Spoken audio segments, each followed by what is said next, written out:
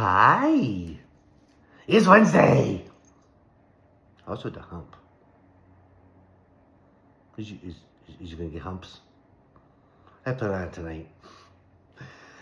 Hope y'all had a great Tuesday. I forgot they weren't feeding us because the recon manager's on vacation. So for some reason when he's gone, we don't have the meeting, which has the lunch. So I had Taco Bell. It's good. I love the chalupas. Although, have you noticed they're serving chicken nuggets? Like,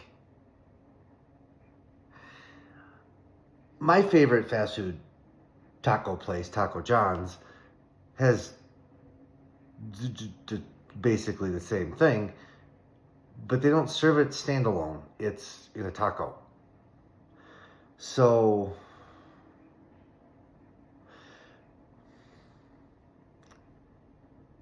and I even saw the little ad. It was like, favorite, your favorite taco place, and now your favorite chicken place. I'm like, no, you're not Popeyes. Like, see, this is the problem with the myth of the ever-increasing profit. Is these corporations see things level off. And even though that you're still successful, you're still making money, customers are still coming in, you're still selling product, they think, well, I didn't increase. I didn't grow. So now I'm unsuccessful. So they keep coming up with all these ideas, and it's a successful business stays profitable, serves its customers. Doesn't need to keep getting bigger. Capitalism just ends up eating itself, because if you keep trying to get bigger, you're just going to end up eating everything and then collapsing. It's frustrating because it's a myth. It comes out of the Chicago School of Economics, which brought us trickle-down economics and Reaganomics and whatever the fuck you want to call it Trump's doing. Which is also funny because I was also watching a video yesterday, this isn't bound to happen,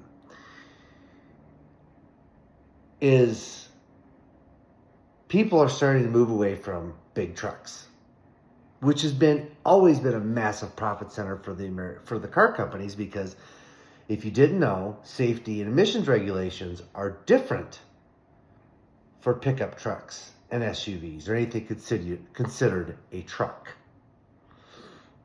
Now, the idea behind that was, back in the day, was people don't buy trucks to commute.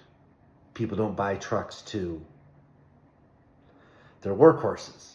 Because they are. They're workhorses. All you fuckers who buy trucks because, I run a truck, trucks are cool. No, they're not. They objectively drive terrible. They suck gas. They're horrible to park and just live with day to day. But I'm getting to that.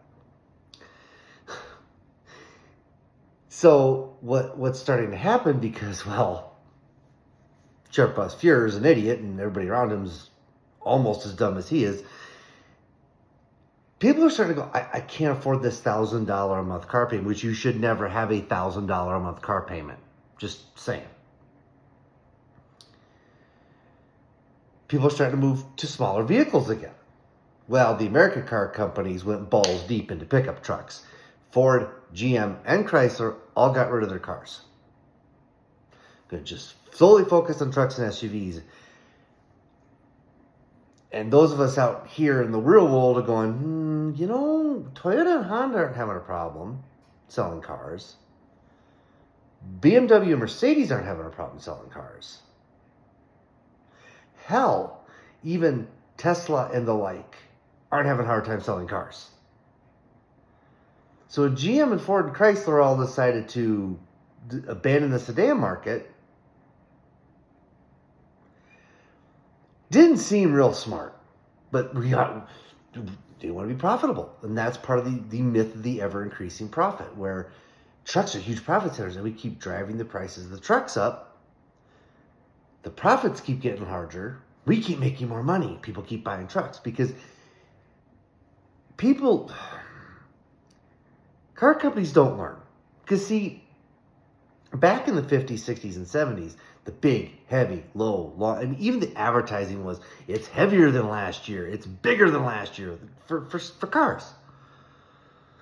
And cars were, if you had the Olds 98 or the Buick Electra 225 or the Chevy Caprice or the Ford LTD,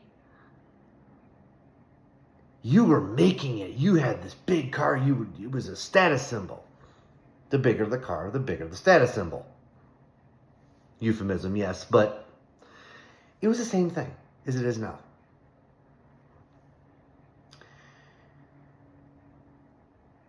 And Gas Crunch, 1974. All of a sudden, because the car companies went balls deep into large heavy cars, and kind of went, we'll make a little car. And you end up with the Pinto that if you rendered it in the wrong way, the gas tank was exposed and would start on fire. Or you had the Chevy Vega whose engines would melt after 10,000 miles. And Dodge didn't have anything because they were on the edge of bankruptcy in 1974. They were cut with the fucking pants down. So then they scrambled for 3-4 years to downsize their fleets. GM was the first to do so. Well, next Gas Crunch hits at 78. Now, GM is already on board. They already had the front-wheel drive, small front-wheel drive, 80s cars in the pipeline. This wasn't a big deal. Well, gas prices came down, everything kind of stabilized. People started looking at trucks. Well, Jeeps were getting kind of popular. 1985 AMC at the time, who owned Jeep, introduced the Cherokee. Oh, this is amazing! So, GM and Ford scrambled to make the S10 Blazer and the Ford Explorer. Well, Time Bronco 2. Then, Chrysler in 1984 came out with the minivan. GM and Ford scrambled to make the Aerostar and the Astro Safari. Downsized a little bit, right? But people moved to minivans. Well, after a while, minivans got the same rap the station wagons did of, ew, it's a mommy car. Well, because you had the Jeep Grand Cherokee, luxury SUV, people started buying it. GM saw this. Introduced the Olds Bravada, which was a luxury SUV based on the S10 Blazer. And here we are. By 2008, when gas hit $4 something a gallon in the Midwest, and everybody abandoned their pickup trucks, you could literally buy a couple-year-old Tahoe for nothing in 2008. Well, then gas prices stabilized and everything got better. Back to trucks. Back to these big, heavy F-250s, F-350s, Chevy 2500 diesels. These trucks are... If you've ever parked I had an 81 C10 pickup, Chevy. Full size at the time. It isn't even as big as a Chevy Colorado is today. That's how big these fucking things have gotten and how heavy. But because they can just keep driving the price up, and they're a very simple vehicle to build, ever-increasing profit until it's not. So now, here we are again. All they have is big, heavy vehicles, nothing small. I mean, yeah, sure, GM has Cadillac with a CT4, CT5, but those are expensive cars. It's still $40,000 to get a CT4, or $45,000 to get a CT5.